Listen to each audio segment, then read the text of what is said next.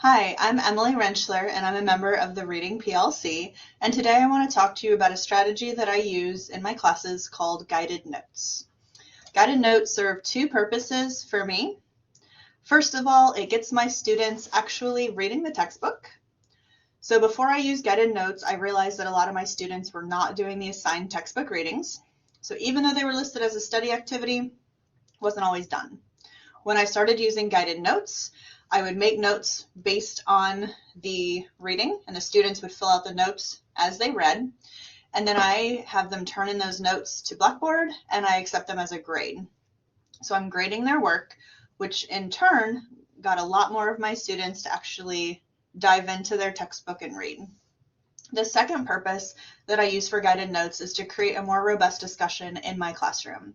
So when students come to class, they've hopefully done the reading, but now I'm also asking them to bring a copy of their guided notes. They've already turned them into me. I've already graded them.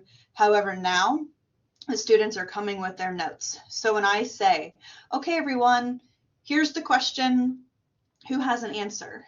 Instead of just those two dominant voices, everyone has an answer because it's on their guided notes. They've already done the thinking, they've already processed the material, now they're ready to share. So let me share a couple of examples of what these guided notes look like for me, just so you can kind of see the types of questions that I like to ask. This is the first one, and this is more a recall question. So what are the symptoms that frequently bullied students may experience? So in my classroom management class, there's a whole chapter about bullying in the classroom, and this is just a simple, what are the symptoms that the textbook lists? Okay. Now another type of question that I like to answer, let me clear my past annotations. This says, which research study from pages 50 to 53 did you find most interesting? Please explain why in detail. The reason that I like this type of question is because first, the students have to read all of those research studies from pages 50 to 53. Then they can choose which one is most interesting. And then I always like to ask the explain why. What's your reasoning? With a situation like this is actually one of the discussion questions that I ask when they come to class. And I noticed, again, those same dominant voices were the ones answering. So when I started having them have to answer this before they came to class and then print it and bring it to class, when I said, which one did you find most interesting?